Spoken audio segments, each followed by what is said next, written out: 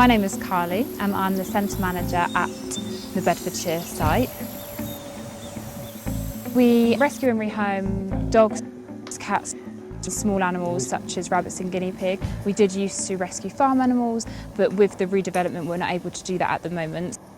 We get calls multiple times a day with people needing help to rehome their animals. It could be that they're moving house and the new landlord doesn't let them take a pet there, or it could be that they're unwell, or it could be that they've just taken on a pet that's a bit too much to handle, or maybe they're starting a new family and they've got a baby. There's so many reasons that people could give up animals or need help rehoming their animals.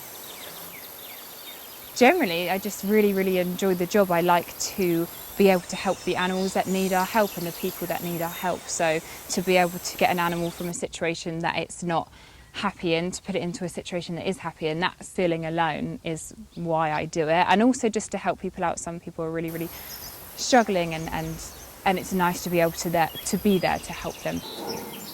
Some animals do come into our care that maybe haven't been looked after as well as maybe they should have been. Ill health issues that maybe haven't been addressed, and that could be to do with sort of money. Obviously everything's really expensive at the moment and people are struggling with money. And you do get the occasion where the animals have been mistreated. Whatever the reason they come into our care, hopefully the end result would be them being in a home that they can live a long, happy life in.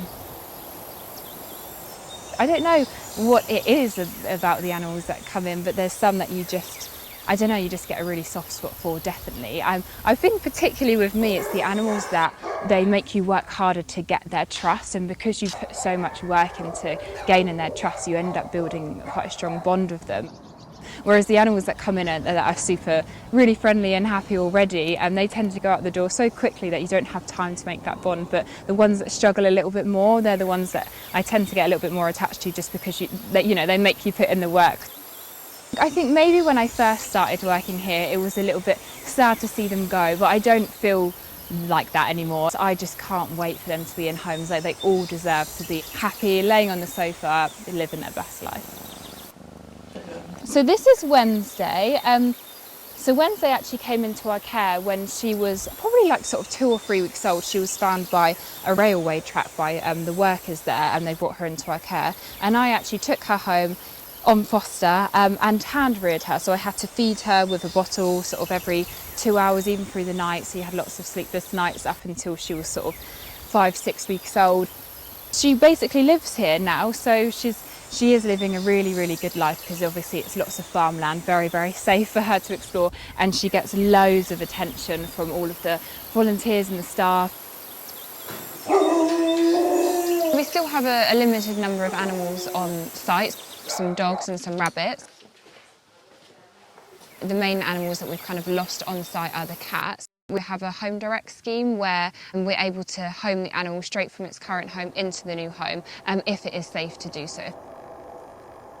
We've got so many animals on our waiting list. I think last time I counted we had about 55 dogs on the waiting list, and we only have the capacity to keep 6 dogs in our care. We do have some foster carers on our books already, but it would be great to have more to help more animals.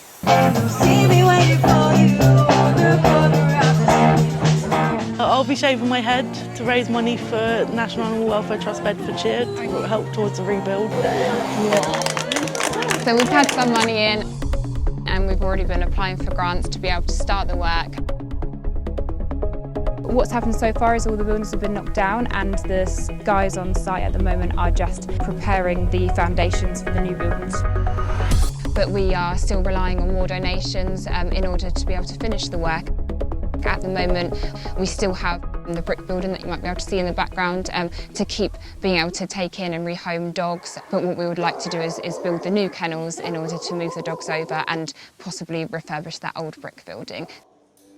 So any donations that you can give would be super helpful, and the animals will appreciate it even more.